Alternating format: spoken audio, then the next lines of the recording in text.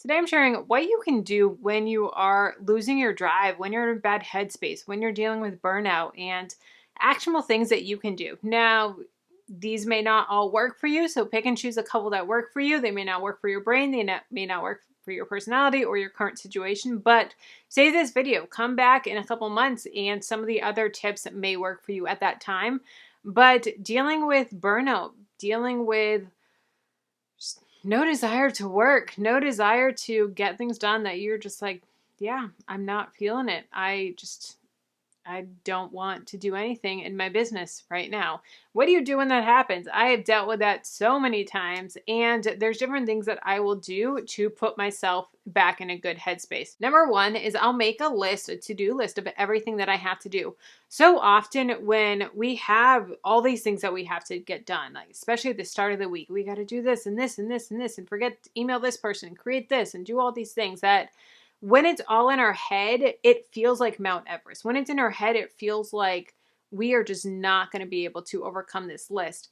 And so when we are able to write it down and physically see it on paper, it's a lot less daunting. It's a lot less, whew, okay, we can handle this. And then also you can delegate and you can say, okay, these are the things that I need to get done today.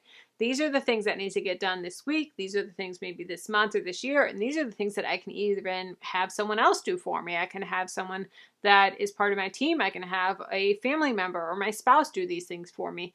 But when you physically see your list, you can prioritize your tasks a lot better. Next thing that I do is I will work on a quote unquote easy task. When I get an easy task done and I get that dopamine hit, sometimes you just need something to cross off your list so that you can, whew, all right, you know what? That's done. So maybe it's just replying to a simple email. It's something that's going to take you 3 minutes to do, but just getting that ball rolling is what you need to get your brain working. That's why they talk about how making your bed is a great way to start your day. No, I don't make my bed. I feel like, you know what? I'm in my 30s. No one can tell me I need to make my bed, so I'm not going to make my bed. But they say that making your bed is a really great start to your day because it's starting your day off with success. It's starting your day off with accomplishing something. So it's the same thing with your work day by starting off with an easy task. Next thing I'll do is I'll have more than one thing that I need to work on. Sometimes, and this may just be me, but I've talked to other entrepreneurs and they struggle with this as well. But I will be editing a video and then I'll just be like, I am not feeling this video anymore. I do not want to edit this video and I'm just over it. So then I'll switch tasks to something else. Maybe it's I have to script out some videos. So then I'm procrastinating editing the video, but procrastinating by something that's also productive. So it's kind of hacking your brain. Like, yes, you're procrastinating, so you're not doing what you don't want to do, but you're also still being productive in your business. So we're still going to script video. So have a couple tasks that you can work on. So when you don't want to work on one, then, all right, now we're going to work on something else, but still get stuff done. Next is invest in education. I've found that a lot of times when I'm dealing with burnout and I'm just dealing with that self-doubt, it's because I'm not confident in certain situations of my business or of myself. So what do I do for that? Is I invest in education. I have spent over $10,000, $20,000 over the course of my business reinvesting in myself, honestly, and saying, okay, let me buy courses, let me go to conferences, let me buy books and really dig in and learn and educate myself. And every single time that I do, I am so thankful and I don't feel like it's money wasted. I feel like it is me pouring back into myself and growing and learning. I am someone that is always trying to learn. I'm trying to always educate myself and grow and learn from people that have been there and done it before me. So that way I can learn from their mistakes and not have to learn those same mistakes on my own. That's why I created Driven or Profitable, because I didn't have that when I first started.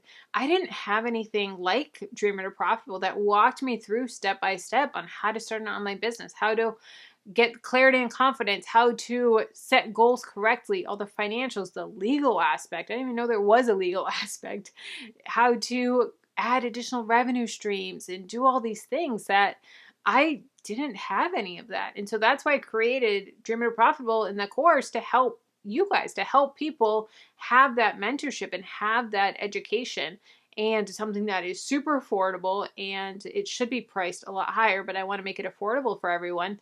And just having that education. So when you're in those ruts and when you're in those self-doubt of, I don't know what to do for this, I don't know how to handle this situation, education, that is huge in such a great way that is going to push you forward and just make you that much better of a business owner. Next is to find a community of other entrepreneurs.